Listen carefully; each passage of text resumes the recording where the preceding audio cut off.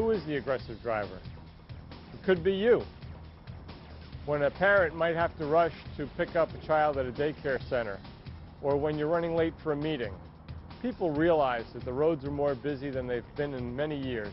And someone is just behind me, you know, on my tail, on my tail, on my tail. I'm going, you know, with traffic, cuts ahead of me, is so angry with me that he comes right in front of me and cuts me off. So my choices are, A, go right to his back and do the same thing to him, which I really want to do, but because I have children in my car, I can't do it. I have to say, okay, just, you know, maybe something happened, who knows. Nationwide statistics show that about 1/2 of all accidents involve some kind of aggressive driving. These accidents are avoidable. They don't have to occur.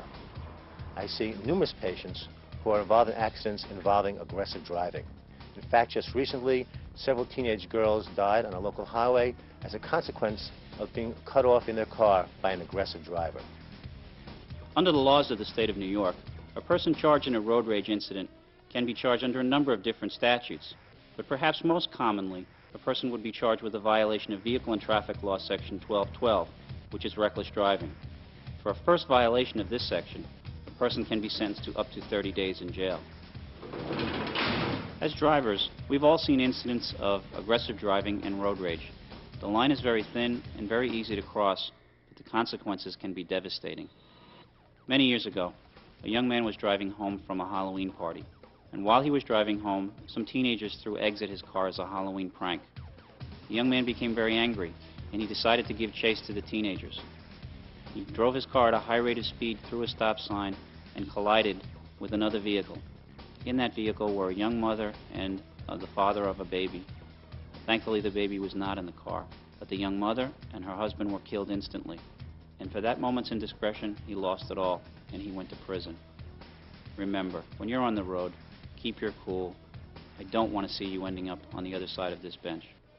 I don't know if most people are aware that it's motor vehicle crashes that are the most common cause of death for young people, and it's among the leading causes of death for all age groups, and many of these injuries are caused by aggressive driving. You may think that it can't happen to you. You may think it's all somebody else's problem. You may think, oh, I'd never be anybody involved in this. I would never drive too fast. I would never cut anybody off. You may not even realize that you may be to blame.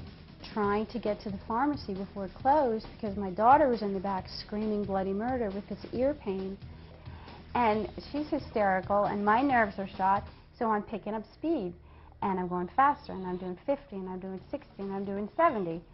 And I said to her, I have to slow down. The police are going to give me a ticket. And sure enough, there came the police officer. 90% of the people that I pull over are nice, decent, hardworking people.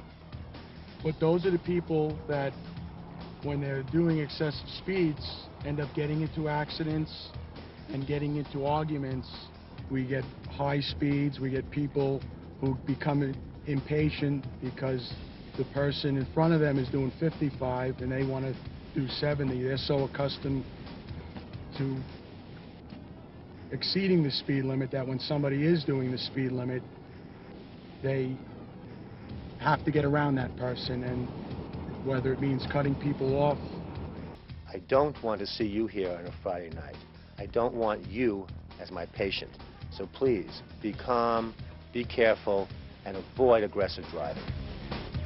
Stay on the road safely. Steer clear of aggressive driving and try to take a few deep breaths before you yourself are someone who makes someone else an innocent victim. Remember, give yourself a little extra time and don't let the aggressive driver be you.